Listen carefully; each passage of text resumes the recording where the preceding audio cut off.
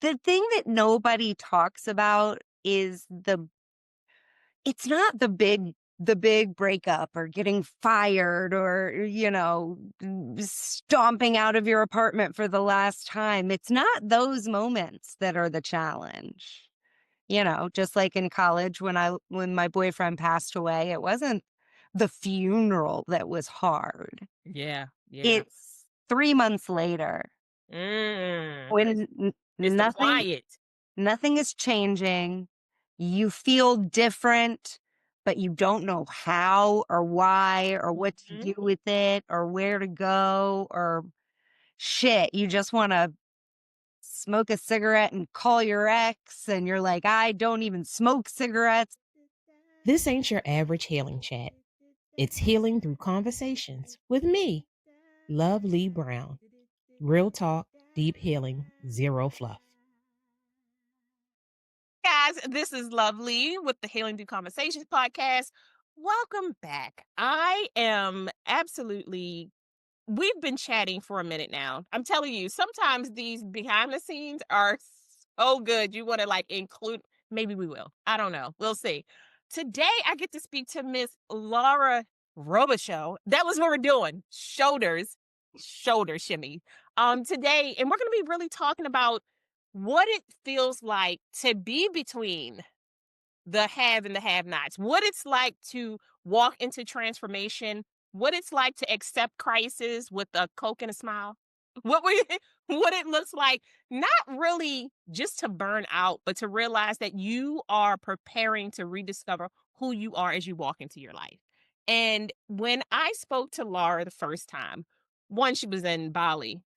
Go Laura. Secondly, she was sick and she still was funny as hell. And I just feel like if you can be funny when you are literally, you could see the fever taking her down. And she was like, no, no, no, just keep talking. Like, baby, come back here. Um, but today we're going to be having just a wonderful conversation about what it's like to enjoy this journey, some of the steps that we can take, tips and tricks, hacks that we've learned along the way. Laura, thank you so much for being on the podcast. Mm. Introduce everybody to you. Hello, thank you so much for having me. I know that every time we're together, it just giggles, giggles, giggles. So, a quick introduction? Should I Yes, just start there? absolutely. Um, Quick introduction. Are they ever quick? I left a 20-year career in advertising a few years ago, and my story is just like so many other people's stories, right? I had a bit of a dysfunctional upbringing, so I knew that I wanted to not be that. So I looked to what the copycat sitcom kind of version of function looked like for people, and I just ate that up, right? So I was like, okay, so I have to be a cheerleader because Kelly Kapowski's a cheerleader, and I have to be in all the clubs, and I have to do all these things because I can't possibly turn out to be the same as, God bless them, my parents. And I didn't want to continue that dysfunction. I think that there's something very interesting and enlightened, and this could be a whole nother podcast, but about kind of the millennial generation, and how we from a very early age recognize that something wasn't right. And just because it had been passed down didn't mean that it was right. You've seen a major movement with millennial parents trying, for better or worse, different types of tactics, but you really see those with children and without children having this major moment of stopping the generational pour over of trauma, right? Mhm. Of healing. You've seen this major wave of healing globally. And as a millennial, I'm going to just go ahead and take credit on behalf of us for starting that. I'm just kidding. I know a lot of generations have led up to us being able to get to this place. But the point is that it's a really great time for all of us to be reevaluating things. And I think the pandemic forced that on us. So back to my origin story, because, we can get lost real quickly in here. I became a cheerleader, was in all the clubs, went to college, went to grad school, dated the athlete, um, you know, got the best job, rose the ladder, married the guy. And then all of a sudden, one day I woke up and I was 33 years old and I was 45 pounds overweight, not because I didn't do yoga like it was my second job, but I was working 70 hours a work week. I was drinking and using lots of other substances that happen to come up in the advertising industry, which is an interesting one if you know anything about it. But it's also filled with this ego and this power and this just juicy, delightful kind of creative back to ego, just ego driven environment. And so it's very easy to get lost in that. And I woke up and I was just like, oh my God, well, I hate my husband. It's got to be that. I'm so good at my job. It's got to be my husband. So I'm like, all right, well, I can't just leave him. So I go to India and I come back and I'm like, ugh, I still hate him. And then I go to India again and I come back and I leave him and I start dating somebody else and I sell the house and I move agencies 3 times and then the world shuts down and I'm living with the new guy and the new guy plays a major role because I think part of the story that I want to get to is that moment of breakdown. And not only was that a lot of change and then leading into a pandemic with a stranger that had become a hero to me, like new love so quickly do.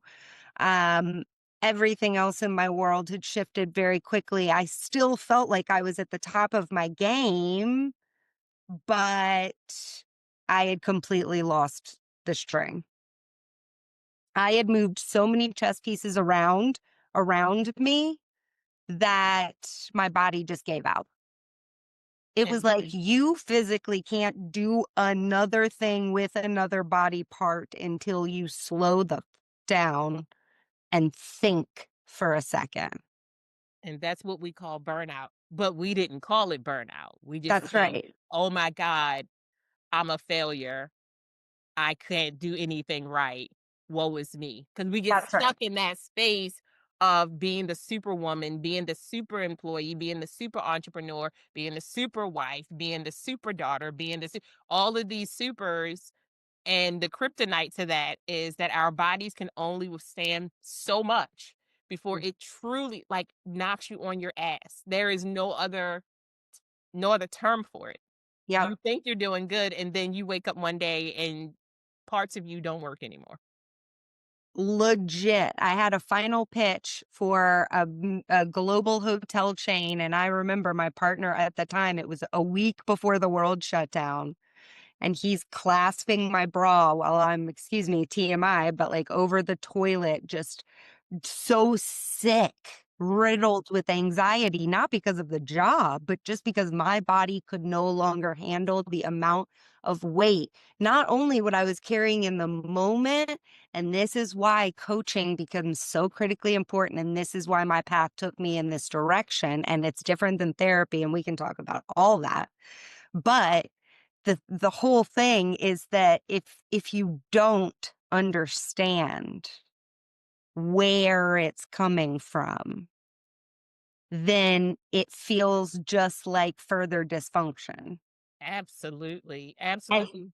I would say 90%, even with this like wave of healing that's going on right now, such a major um we're waking up and we're trying to eat kale and we're buying the Vibe plates and we're signing up for X, Y, and Z, but nobody's saying, "Hey, what am I working for? What am I working towards?" Yes, and what I will say to that, one of the questions that I always bring up whenever I'm speaking is, "What is your why?" Right? And Mhm, some of us don't know. Some of us don't know because we haven't hit the wall of why. mhm, Some of us know what the why is, but we don't want to talk about it because we're embarrassed because it's not the cool thing to do. mhm, Some of us don't want to admit the why because in admitting the why means that you have ignored a lot of flags, mhm. be they green, yellow, or red, that you just decided look. I hear what you're saying. I see the bear coming towards me, but if I feed the bear will learn to love me. And Mhm. that bear can be anything from your job to your household, your families, yourself. Because if you don't heal the little person inside of you or figure out what that person needs in order to survive, the burnout, you skid so much longer and it looks so much, it looks like the crash that nobody wants to stop from happening. And at So this point, I've been out of the agency world for 2.5 years, and I still feel the effects of burnout because, yes, the job is a major contributor, right? Like, it really is. mhm.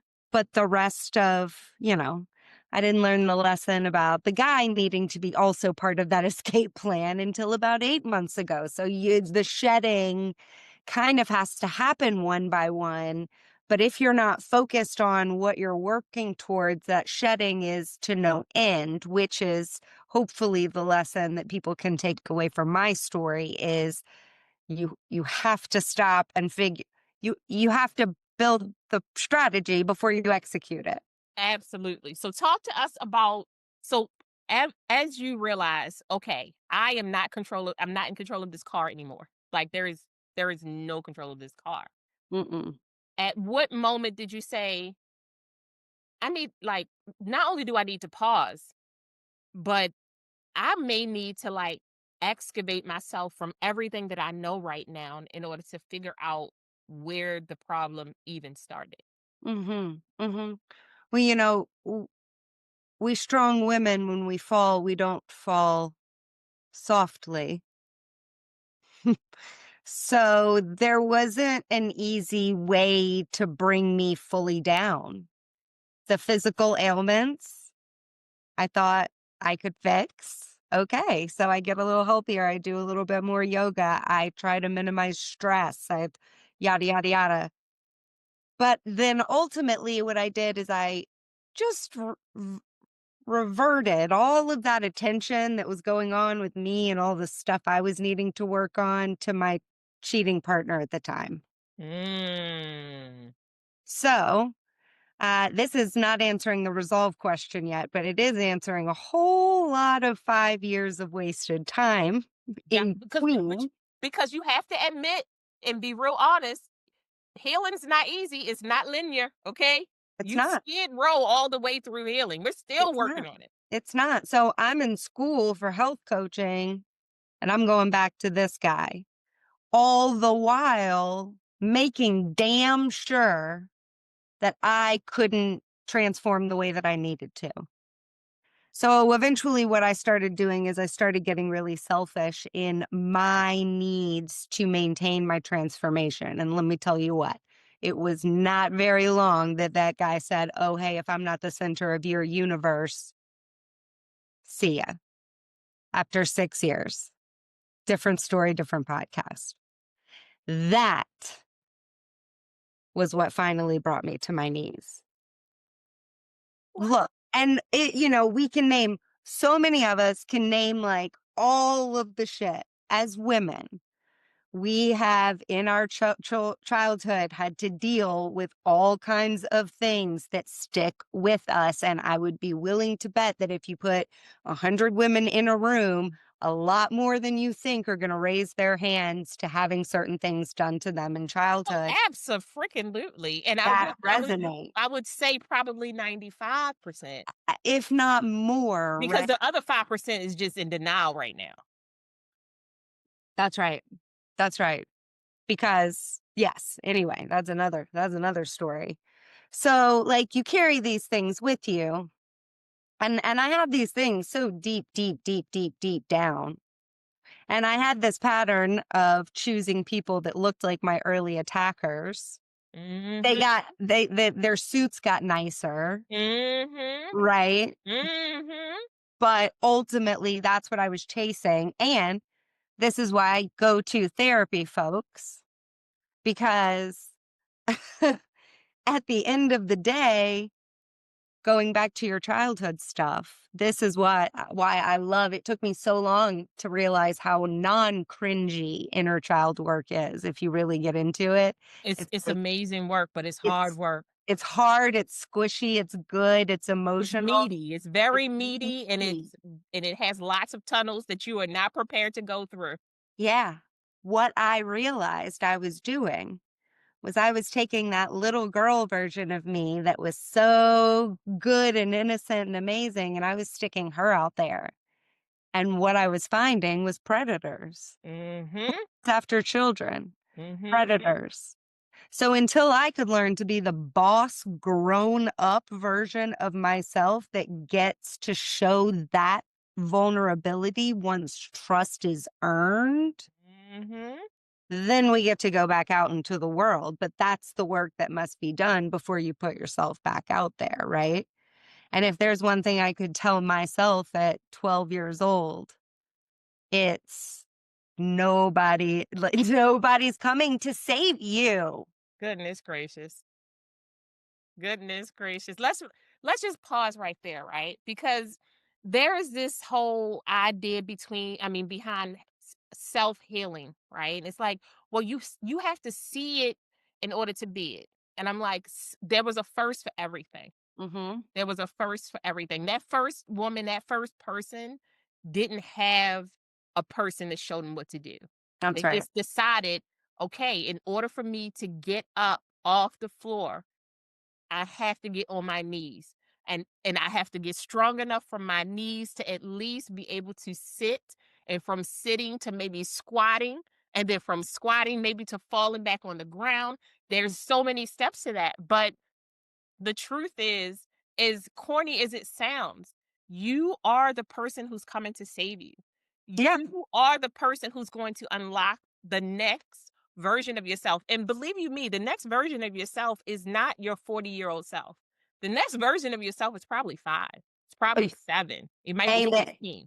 Do you know what is so funny about that is that most recently my realization is that my inner child is no longer 4-year-old Laura. Because I've been working with 4-year-old Laura for quite some time. And right now, it's a little bit more like 16-year-old Laura, and let me tell you what, she's a whole different ballgame. Your inner teen? Mm. Oh, she is feisty, and she Ooh. has a lot of words, and she's still trying to figure it all out, but she's a little bit bossy, and But what's interesting, she wants a lot of love. But she's the love looks so different. she's the same in the same metamorphosis phase that I'm in Mhm. right now at 39. I'm going through it completely again. I'm getting to know myself for the first time ever, right? And this is why I wrote down the steps that worked for me. And this is why I went back to school and I learned about how to implement behavior change and use positive psychology and motivational interview and took these damn board exams after I've been in corporate advertising for 20 years, like going back to school. But it's because I truly believe that y- anyone has the power to shift their life in any way by taking accountability and knowing this is kind of what I teased about us being in an era where we know a lot now. We are not in an era of we're past the era of information. Yeah, We know. Now what we're lacking as a society is integration. absolutely. And connection. A lot of us are looking for community and connection. But I Yep. do want to say, how did corporate Laura really help you get to this space where you can now transform and translate what you've learned for your healing journey, the steps Mm, that you're talking about? mhm. How has because look, corporate Laura had to be there in order for this version of Laura to be here. No matter That's right. no ifs, ands, or buts about it. We have to accept the fact that all of those different versions of ourselves have helped us get to where we are today. And without that version of ourselves, we would not be who we are and where we are, and is open to the vulnerable stages that we're about to walk through. Yeah. Yeah. How did corporate Laura get you closer to where you are now.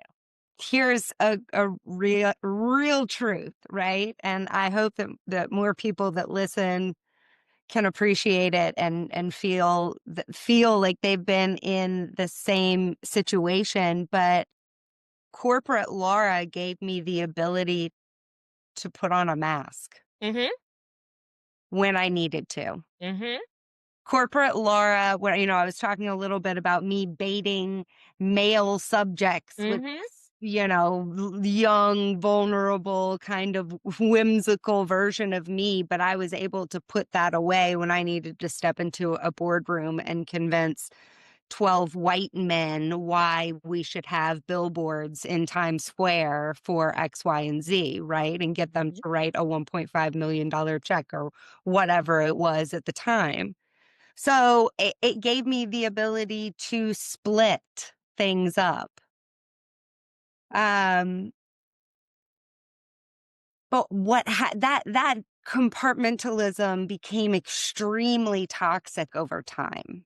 But the reason why I asked you that question was Mhm. because I want us to realize that there is no magic pathway No, into your healing journey, right? no, You're no. going to need each version of you because if you had to 100% take in what healing really requires for you to do without having a passageway, without having a path, without having your max self, without having your past self, Yep. a lot of us we wouldn't be able to work. We Yep. wouldn't be able to talk to anybody. We would be completely overwhelmed. Right. So Absolutely. that's why I asked that question because I think when we are talking about taking these next steps, I want you to realize that you may be on step 1 for 4 years. Yeah. You may make it to step 3 and then take yourself shoots and ladders it right back down to step 2, Yeah. and it's okay. Yes. Absolutely. Absolutely. And I'm sorry, I kind of lost the track, but It's okay. that I was on. But with corporate Laura and being able to put that mask on, Mhm. that was ultimately a superpower over time that I was given, especially because I am a very emotional person, right? And I needed to be able to show up in certain areas in a certain way. Mhm. My corporate career also, because I was a woman in advertising, and then on top of that, and this is a little bit of a complexity that not everyone talks about, but then I was a white employee during DEI, right? Mhm. Rolls out, which then added additional complexities navigating those roles and trying to make sure that roles were equally spread across, right? And so, like, all of these things really taught me to be able to take myself out of a situation completely, right? And look at it for what it is apart from my emotions. Mm. And that was what ultimately the thing was that I was able to click into place that started allowing me to understand that coaching is the way forward, that this healing journey is possible for me, right? It's like one of those things finally just hits you and you're like, "Oh, yeah, yeah, everything's good. Everything's going to be fine." I love that. I love that. So talk to us about what did your so you're building these steps, right? You're going through life, you're taking it. Because we're all really are. We're taking it. Lord only Taking knows. it. Taking it. Okay. Sometimes to the face, sometimes to the back, sometimes we don't even see it coming. It just keep hitting us. Um, but you get to the point where you're like, okay, I've been married, I've been corporate, I am now in this relationship. I've infidelity, traveled. I've done all the things that they said I was supposed to do that was supposed to get me to this level of. We still don't know what the level is. We're waiting for the answer, but we're. I'm not going to wait for it. We're just not going to wait for it. But we're supposed to get to this place where we have now become right. Mhm. We have Yeah. now we're this thing, and you said, all right, and then I realized not only is this relationship not working for me, I'm accepting less, expecting more, and now I really have to be, like you said, so selfish about self um perseverance, right? If I don't take care of me, I'm going to die. I see me Mhm. dying Yep. here. Yep. What was that first step like for you? Hmm. The scratch was so that was such Sorry. a no, no, no, that was such a sentence right there. That was I such mean, a statement piece right there. I just saw myself just in bed with tissues everywhere and just like, it's an undoing before it's a doing Mhm, mhm. every time. And if you're not undoing, you're escaping it somehow Yes. and it's going to come around. Right. And so just the thing that nobody talks about is it's not the big breakup or getting fired or, stomping out of your apartment for the last time. It's not those moments that are the challenge. Just like in college when my boyfriend passed away, it wasn't the funeral that was hard. Yeah, yeah. It's 3 months later Mm. when It's the nothing quiet. nothing is changing. You feel different, but you don't know how or why or what to Mhm. do with it or where to go or shit. You just want to smoke a cigarette and call your ex. And you're like, I don't even smoke cigarettes. Like, what is even wrong with me? And so I quit drinking. It's like, that's the only way that I can get some kind of control here. Mm. Is I was like, okay, so first step is I need to shut off all of the valves that spray toxicity at me. And the way to do that is to shut my own mouth by keeping it sober. So that was step 1. And I only say that and it seems so simple and it seems No, it so does not seem simple at all. specific to me, but it's because the message out there to the listeners is you have to find the one thing that works for you. Absolutely. There is no one that this is what I love most about coaching. Everybody is such a unique hybrid of things that everybody is just such a beautiful fabric. Absolutely. And so I was like, I need to not text my old bosses. I need to not reach out to my ex boyfriend. So I need to stay in a few nights a week and take the sobriety away, and now I'm almost 300 days with no alcohol Work with me, girl. Work with me. because Look, I did the same thing. I started in August of 2023. I said I have these courses that I want to take, and Mhm, I'm not going to celebrate until I finish these courses. And then the mhm. course is in, and I started another course because, of course, when you take away one compulsion, you add in another compulsion. Right, of It's what course. happens. It's what we do because we're living the Mhm. life. How Yeah. smart can you be? How many courses can you take before you're overwhelmed? Yeah. None. Um, Right now I'm enrolled in 4, and I haven't even figured out if I've passed my board exam yet, so hey, but we're here. right. Um, and we're letting you know it all looks different. But no, I so agree with you. One, that healing is so unique to the person. And that's why I always say when people say what if when you meditate, you have to be in a room quiet. No, you don't. What works for you? If listening to crunk music is your meditation, if it's prayer, if it's chanting, if it's walking, if it's listening to trees, whatever that thing is that helps settle your mind and your spirit, Yep. you have to do it, and you have to do it for you, not because we're telling you to do it. Like Right. Laura can tell you her way, I can tell you my way, and both those ways can fail you if you don't like innately believe that it's going to work for you. And Yep. believe you me, Laura giving up, I mean, going into sobriety, me deciding that meditation was my way, I didn't do it great. It took a long time for me to really like hone in on that and accept that, like, oh, that I'm not the problem with this. I was so the problem with this. Oh, Girl, I have a 8-year meditation practice, and I do not go more than 5 minutes.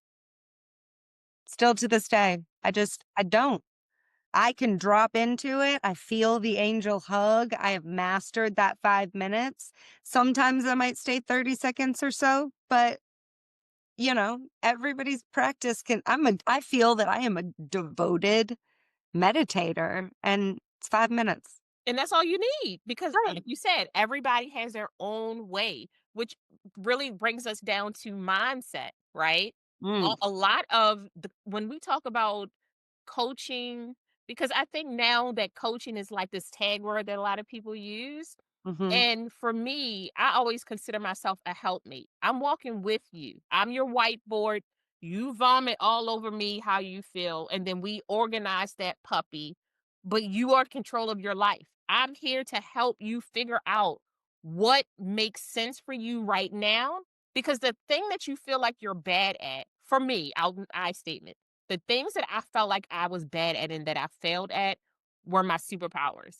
I mm, just didn't know how to hone in on them, and I didn't know how to control them because popping off at the mouth looks very different when it feels very aggressive, but when you're assertive, it's a very different conversation. mhm. So, like, that You go from really being too much to being just the right just amount. the right amount in the correct space for me, not for Uh, other people, for me. But right. how did your mindset second step help you turn a new leaf? And I don't mean that in the I'm positive now, but it's okay. Sobriety was my first step because I got to figure out I need as much clarity as possible to even be able to tackle step 1. Yep. Step 2, mindset. What happens? I had to get really clear on my values first and foremost. And that was something that is the core of my coaching program now. It's like we don't do shit until we understand what kind of values we're working with, right? And that takes people time. Mhm. So I spent time with my values daily, looking at, I got them down to like 5 words. And I started to ask myself the question every day. Am I living in this value? I've got a 7 now, I guess. So accountability, they're always right with me. Mhm. Accountability, authenticity, boldness, creativity, adventure, freedom, and integrity. And every decision funnels through those. It is truly a North Star. I am a big idea person. I'm a dreamer. I'm a wanderer. And most importantly, I am a master of escape, whether it be emotional escape, substance escape, or getting out of the country. Hello, was just in Bali. I will escape. So I had to take a lens of what all of these freedoms meant against those tendencies that I know are negative, right? Mhm. Mhm. Freedom is coming from my ability to never want to be trapped under something, to so always be able to escape, right? But I have to monitor it.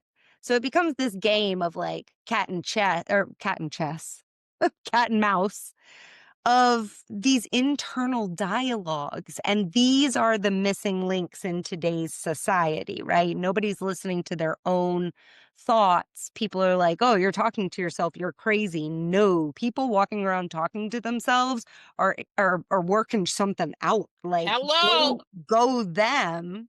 They're downloading Right. in real time. Exactly. Or they're schizophrenic, in which so is my mother. You know, But there was but some truth to that. Yes, yeah. it But has. also, the schizophrenic mind is just a busy mind that's always trying to problem solve and work something out. Yes. Right. So, yeah, it's yeah, so but you have to give yourself the space and time to have those conversations with yourself. And that's not always easy to do in Mm. day-to-day life, right? I was lucky enough to be in a position where I could sell a home and not have kids and, be able to just quit my job and do what I want to do. Not everybody has that ability. So my purpose, what I truly believe now that I've been able to see my own path and what I like and want for the first time in my life. I truly believe that my purpose is to figure out how to take these things that took me years and put them into small little aha packages for average people, right? It's like, I'm always thinking about this potential program called, just a little woo at work. Like, if your headphones have a certain hertz playing in them, you may be able to focus more, right? Little things like that. A tagline that I use is ancient wisdom with modern modalities.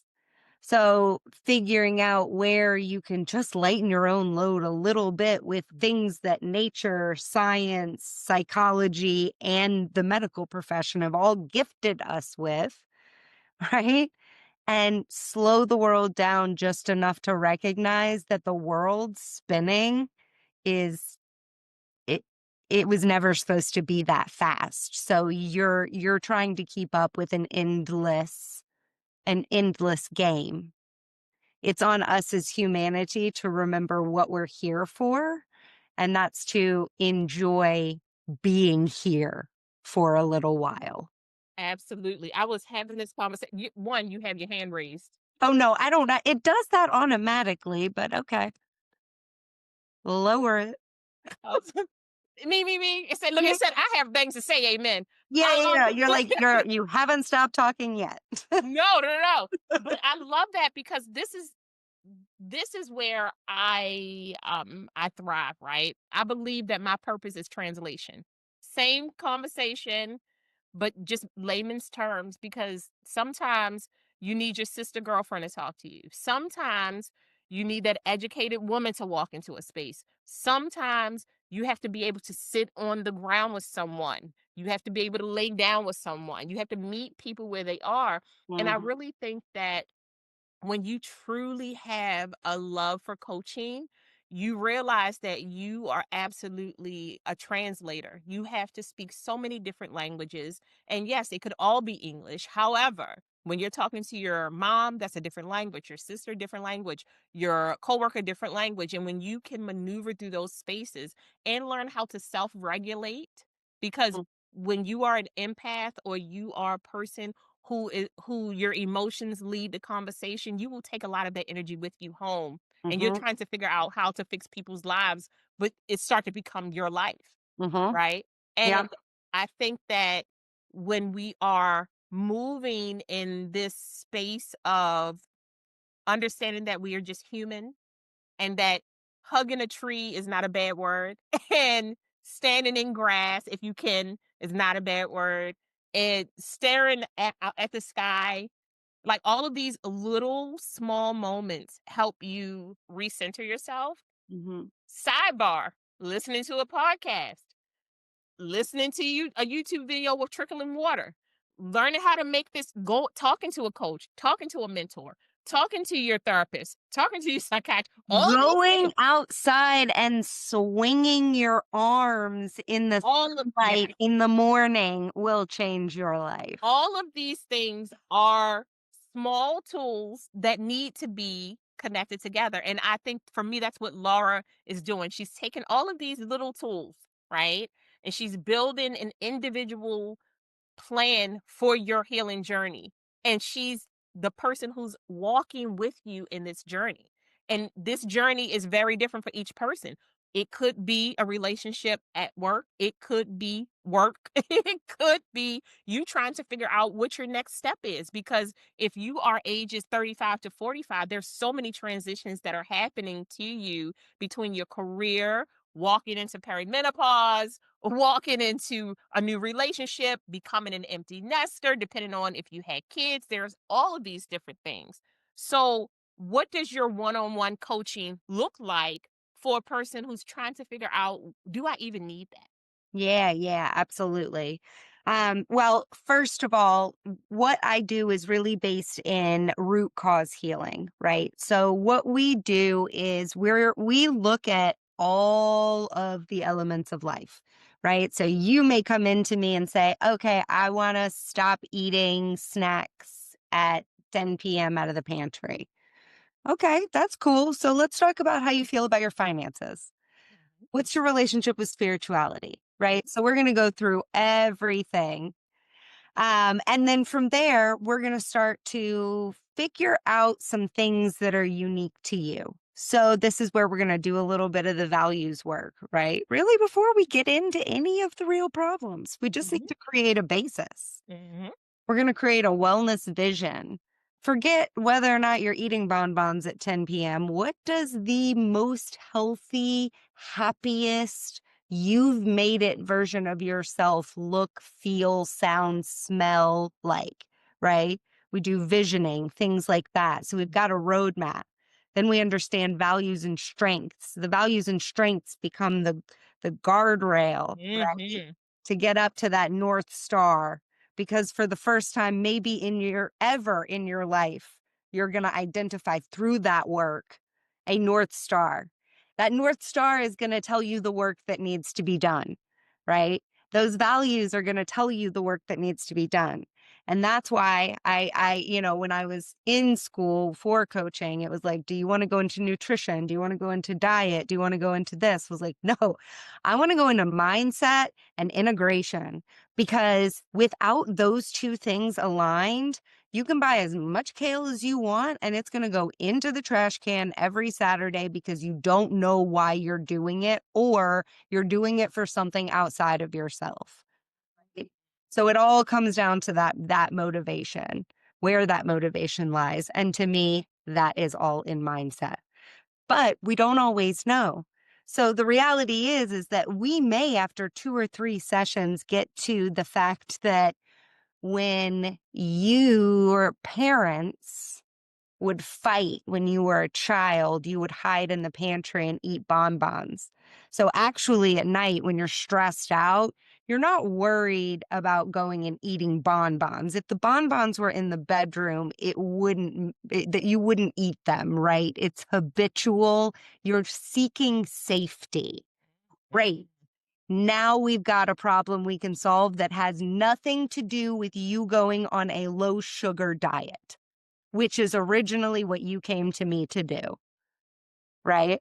Keep going. Come on, because I love it. I love it. You kicking it. You kicking it. I love it. I love Oh, so yeah, so that's it. So then we start working on, okay, what kind of tools can we develop for you to establish safe self safety? Harder to say than you would think.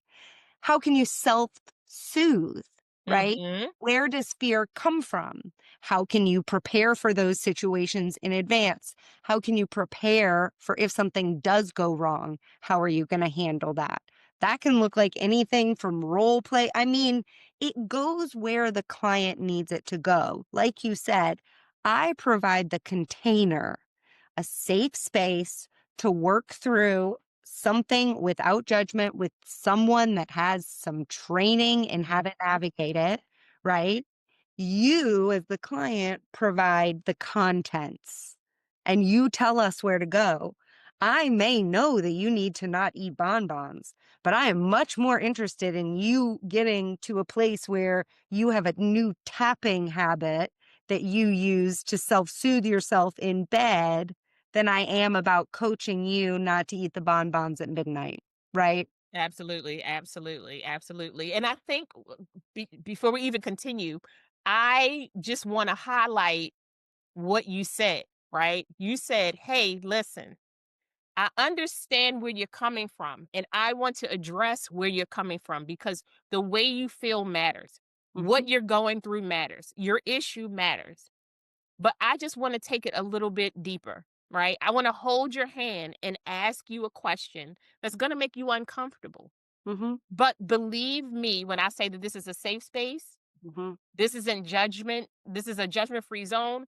And not only is this a judgment free zone, baby, I've been you. mhm, Okay. right, So and that's it, that's you're it. not by yourself. And these are questions that I had to ask myself in order for me to even understand why I need to ask you the Yes, same question. And yes. I think when we start talking like that and we start connecting with our clients like that, now, yes, you are still a coach and a mentor, but now you have a little bit of a girlfriend, a little sister, a little aunt, and that trust, because trust is so important when you are laying your soul bare. Honestly, that's the hardest part of all of it is this that I just fall madly and deeply in love with these people, and I just wanna be like, "Who said that? Let I me know, and you you can't fight what?" everybody. You got to put Yeah, and I'm stop just like, going to jail. And Stop how did mentally going to jail every 2 to 3 business days. Yeah, yeah, yeah. How did it feel when he said that to you? I'll tell you how it feels for me. I'm about to fucking flip it to you know. Can't flip all the tables. Well, you Yeah. that's what we're here for, to help flip tables. Right, right. And so, maintaining that professional boundary because I think you and I bonded almost immediately. Like we've kind of got those personalities, but it's because we've fought through hell and found voices that we feel comfortable using and that sees each other, Absolutely. right?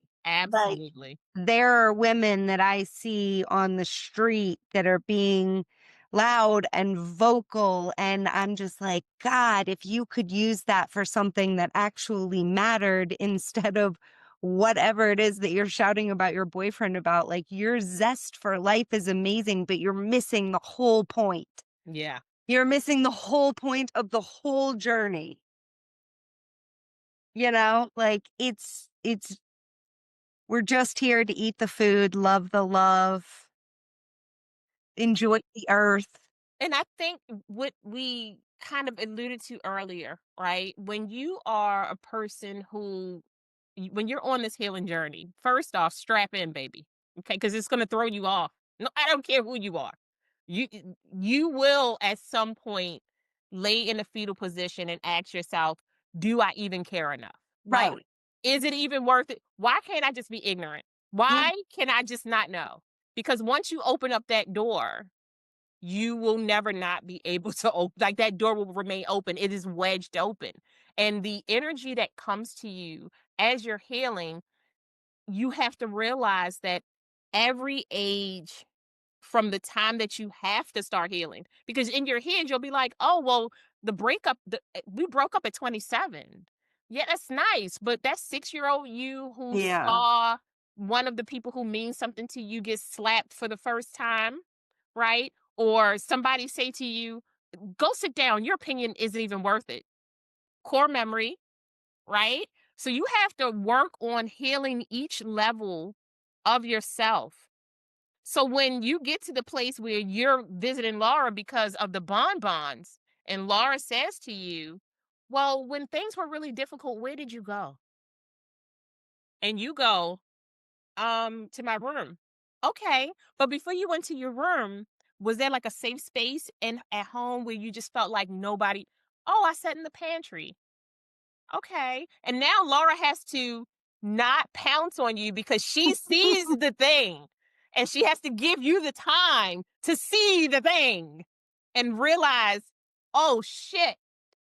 And now we got to give you your moment of, oh shit. Oh, like you have to give you the moment And because sometimes it's sessions. right. Sometimes it's sessions. And it comes at you like you're like, now you having all of these flashbacks of, oh, and we are like we're the guides. Okay, okay, all right, it's gonna hurt sometimes, you're gonna laugh, you're gonna cry, but that's why coaching is such a magnificent space, Yep. because You when you know are what? trained correctly. You're gonna walk in and you're gonna go, "Oh my God, I was standing at the pantry last night and I looked over and I saw the exact same pattern of a nightgown that my mom used to wear.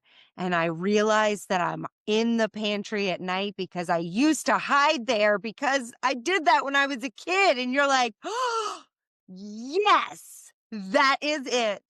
And And now that is the moment we do it for. it's the moment we do it for, and that's the moment where you say, okay, now your journey begins. Yeah, yeah, yeah, yeah, yeah. Now Yeah, what are you now the gonna journey do begins. about it? What are you gonna do about it? And it was what I love about talking to you, Laura, is I love your authenticity. I love that you are still working, because I truly believe, like any kind of profession, if you aren't continuing to learn for yourself and for others, you're doing an injustice, right? Because you don't know everything. We don't know everything. Thank God. Because Yeah, I don't want to, there's certain things I never want to know. Like they and just aren't. and when it comes to the human mind, like, No.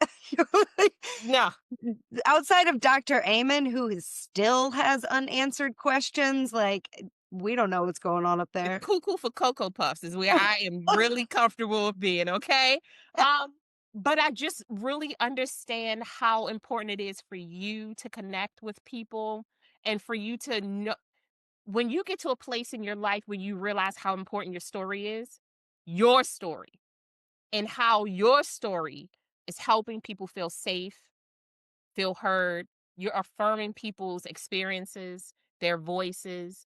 You're learning how to read the silence in the room because that's so important for coaching. Because Mhm, you can have a session where nobody's talking because it's not your turn, but mhm, you have to give your client time to process what's happening without you turning into their mom. Say something. Why aren't you talking? Because now all you sound is like their mom. You sound like their dad. You sound like their grandmother, and there's a lot of silence in healing.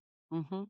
And you have to learn that for yourself. And when you are, if you aren't working on yourself, you will become paranoid and your anxiety will drive your coaching. And that is something that you have to learn along the way. And for me, that's one of the things that I really have enjoyed about watching you and talking to you. So Yeah. how can people connect with you? What do they need to do to say, Laura, save me?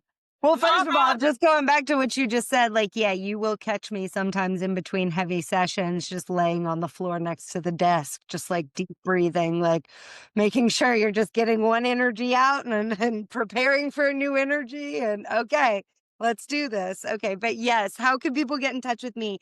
Actually, I'm at bywayofgray.com on all of the social platforms. Instagram is definitely my primary.